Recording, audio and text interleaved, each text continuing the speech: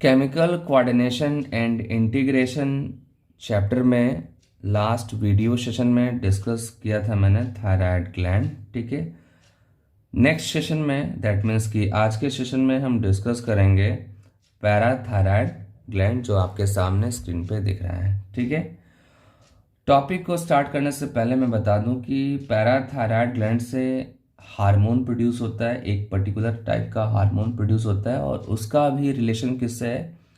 Calcium से है। ठीक है, आपने लास्ट सेशन में देखा होगा कि थायराइड ग्लैंड का जो हार्मोन था थायरोकैल्सिटोनिन। ठीक है, मैं इसको यहाँ पे दिखा देता हूँ, देखो आप, थायरोकैल्सिटोनिन। ठीक है, इसका भी रिलेशन किससे था? कैल्शियम से था। ठीक है, और जो आज के सेशन में आप टॉपिक पढ़ने वाले हैं पैराथायराइड ग्लैंड। ठीक है, इस ग्लैंड से सिक्रीट होने वाले हार्मोन्स का भी रिलेशन किससे है? कैल्शियम से। ठीक है, तो मैं इतना ही बस कहना चाहता हूँ कि अब आपको जो है रिलेटिव स्टडी करना होगा। रिलेटिव स्टडी इसलिए करना होगा क्योंकि अब जो है कुछ पॉइंट्स जो है वो ओवरलैप कर रहे हैं और यहाँ पे कैल्शियम का जो ब्लड में कॉन्सेंट्रेशन है ये पॉइंट आपका ओवरलैपिंग है। ये थायराइड ग्लैंड्स में भी था और पैराथायराइड ग्लैंड्स में भी आएगा। ठीक है, और इसके लिए मैं लास्ट में एक फ्लो चार्ट आपको बना के बताऊंगा जिससे आपको कन्फ्यूज़न नहीं होगा। ठीक है, वो अगर आपने लर्न कर लिया तो आपका एमसीक्यू क्वेश्चंस गलत नहीं होगा, रॉन्ग नहीं होगा, क्योंकि वो रिलेटिव फ्लो चार्ट होगा और जिससे आप एक बार प्रैक्टिस कर लेंगे तो आपके एमसीक्यू गलत नहीं होंगे। यूजुअली क्या होता है कि जब बच्चा रिलेटिव स्टडी नहीं करता है तो उसको जो है एग्ज़ाम में प्रॉब्लम होती है। एग्ज़ाम में वो बच्चा भूल जाता है कि कौन सा हार्मोन कैल्शियम के लेवल को इंक्रीज़ करेगा या डिक्रीज़ करेगा, ये प्रॉब्लम रहती है। और इसी प्रॉब्लम को शॉर्ट आउट करने के लिए मैं कैल्शियम से रिलेटेड जो भी हार्मोन्स होंगे उनको मैं एक फ्लो चार्ट में बनाऊंगा और वहाँ पे आपको समझाने की कोशिश करूँगा। ठीक है, तो फिलहाल आज का टॉपिक स्टार्ट करते हैं। टॉपिक है आपका क्या है? Parathyroid glands. ठीक है, इसका फर्स्ट पॉइंट आप देखिए, in humans 4 parathyroid glands are present on the back side of thyroid gland. ठीक है, लास्ट सेशन में आपने थायराइड ग्लैंड्स को पढ़ा होगा, तो उसके बैक साइड में क्या होते हैं? बैक साइड में पैराथायराइड ग्लैंड्स होते हैं। ठीक है, और इनके जो नंबर है, ठीक है, अगर देखेंगे काउंट करने के बिहाफ पे तो 4 हैं। ठीक है, जो कि इस तरीके से प्रेजेंट है आपके सामने स्क्रीन पे। देखो आप, ये आपका जो रेड पॉइंट बन रहे हैं, रेड पॉइंट्स, ये एक्चुअली में क्या है? पैराथायराइड ग्लैंड्स है। और इसको आप कब देख सकते हैं? जब आप इस पर्टिकुलर रीजन को आप डॉर्सल व्यू देखें। ठीक है, मतलब जब आप थायराइड को देखते हैं तो थायराइड दिखता है वेंट्रल साइड से। ठीक है, थायराइड दिखता है वेंट्रल साइड से, बट उसी का आप डॉर्सल साइड अगर कर देते हैं तो डॉर्सल साइड में आपको पैराथायराइड ग्लैंड्स दिखेगा। ठीक है, और यहाँ पे ये दो साइड हैं, दो राइट और लेफ्ट साइड है। East side 1 pair of parathyroid glands present. ठीक है, मतलब दोनों साइड में 1 pair of parathyroid glands present है। ठीक है, और ये डायग्राम को आप अच्छे से ध्यान देंगे, ये एनसीईआरटी का डायग्राम है। ठीक है, अब आते हैं टॉपिक पे। यहाँ पे जो मेंशन है 1 pair each in the 2 lobes of the thyroid gland. ठीक है, थायराइड ग्लैंड्स के दोनों साइड में क्या होते हैं? 1 पेयर ये प्रेजेंट होते हैं, टोटल 4 होते हैं। ठीक है, देन नेक्स्ट पॉइंट पे आते हैं। नेक्स्ट पॉइंट है parathyroid gland consist of 2 types of cells. ठीक है, chief cells and oxyphil cells. ठीक है, ये स्मॉल होता है, ये लार्ज होता है, और थोड़ा सा फिजियोलॉजिकल लेवल में भी डिफरेंस होता है। ये थोड़ा सा ऐसे बोल सकते हैं यंग टाइप का होता है और ये थोड़ा सा ओल्ड टाइप का होता है।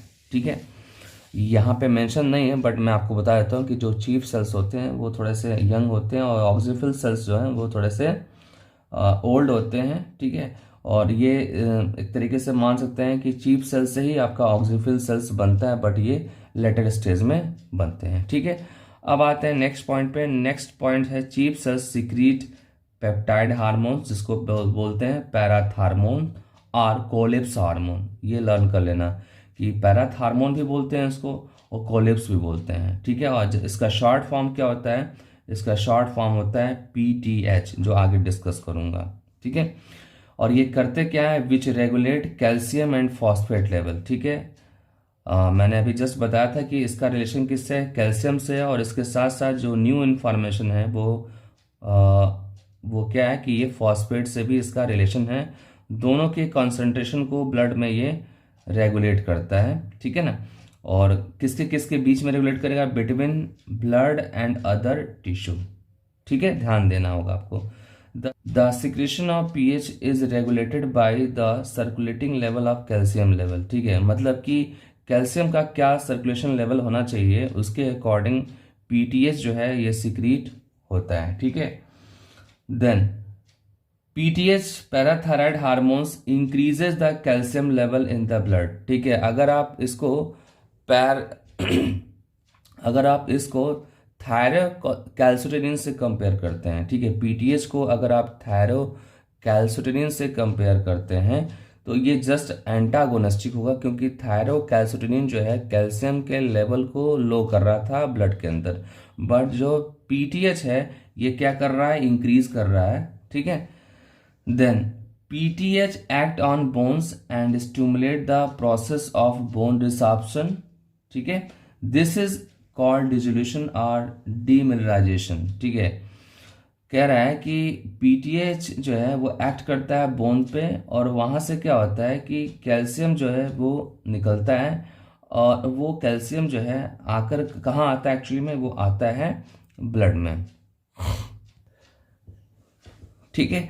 तो फिलहाल हम बुक की लाइन को देखते हैं। PTH act on bones and stimulate the process of bone resorption, ठीक है। रिसॉर्प्शन का मतलब वहां से निकलना। दिस इज कॉल्ड डिसोल्यूशन, मतलब वहां से डिसॉल्व होके कैल्शियम बाहर आ रहा है, और जिसको आप बोल सकते हैं डीमिनरलाइजेशन बोल सकते हैं, ठीक है। PTH also stimulate reabsorption of calcium ion bye renal tubules, ठीक है। ये एक्चुअली में बात कर रहा है नेफ्रॉन की, ठीक है। आप सबको पता है कि किडनी में क्या होता है, नेफ्रॉन होते हैं, ठीक है।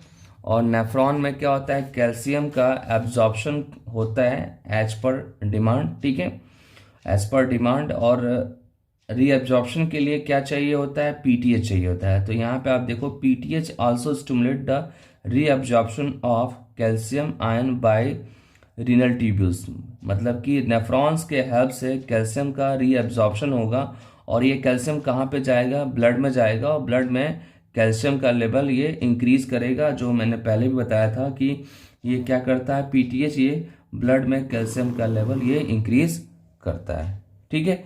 तो ये इंक्रीज करने का फर्स्ट पॉइंट है कि कैसे इंक्रीज किया। यहाँ पे इंक्रीज हुआ, बट किसके थ्रू हुआ, नेफ्रॉन के थ्रू हुआ। Nephron is a unit of kidney, ठीक है।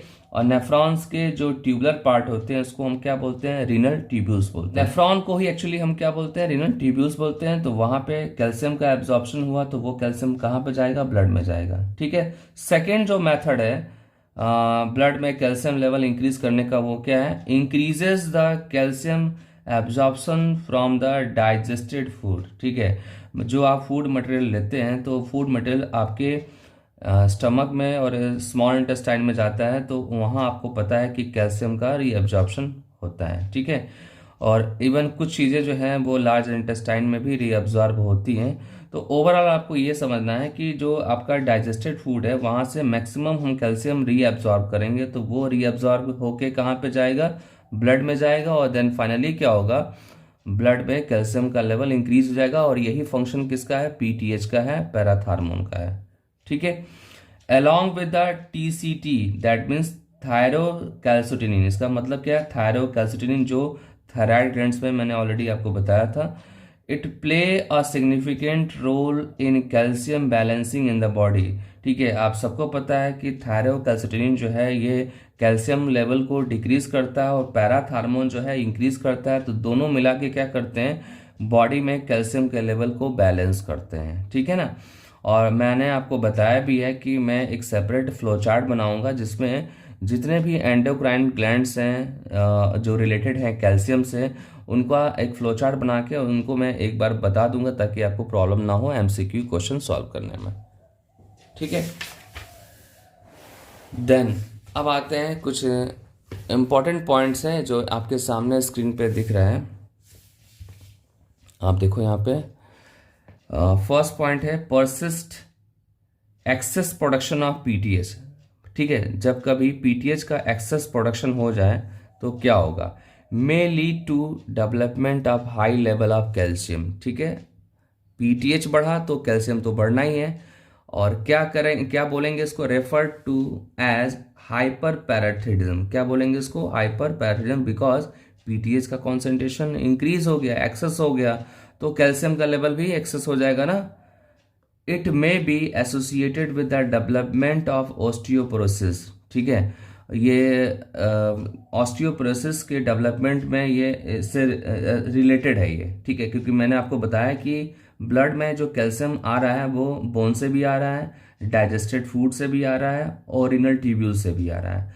अगर बोन से आएगा तो बोन क्या हो जाएगा, वीक हो जाएगा।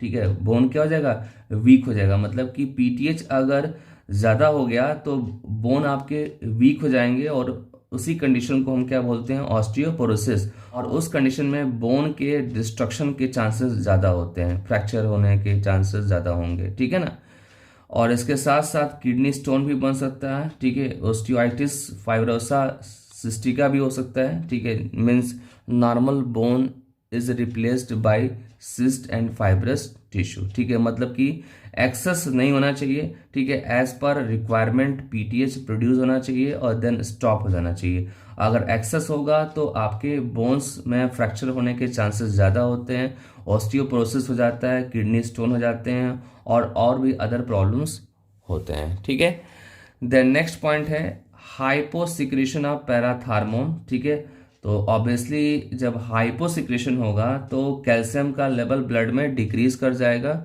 इवन टिश्यू में भी डिक्रीज हो जाएगा due to excretion of calcium in urine. ऐसा क्यों होगा, क्योंकि यूरिन के रास्ते जो है कैल्शियम बाहर एक्सक्रीट आउट हो जाएगा। ठीक है, निकल जाएगा। This increases excitability of nerves. ठीक है, this increases excitability of nerves and muscles causing cramps. ठीक, क्रैम्प्स मसल्स में होता है, एंड कन्वर्जन्स। ठीक है, sustained contractions टिटैनी of muscles of लैरिंग्स। ठीक है, नेक रीजन में क्या होता है, कॉन्ट्रैक्शन होता है। ठीक है, इवन हैंड में भी होता है, फिट और प्रोड्यूस। ठीक है, this disorder is known as parathyroid tetany. ठीक है, और हाइपोसिक्रेशन ऑफ पैराथार्मोन से जो फाइनली होगा डिसऑर्डर इस टाइप का, जो और डिसऑर्डर जो मैंने अभी बताया आपको, और उसको आप क्या बोलेंगे, पैराथायराइड टिटैनी बोलेंगे। ठीक है, तो ये आपका पैराथायराइड ग्लैंड फिनिश हो गया। अब इसके बाद से हम डिस्कस करेंगे thymus, then adrenal glands, then pancreas.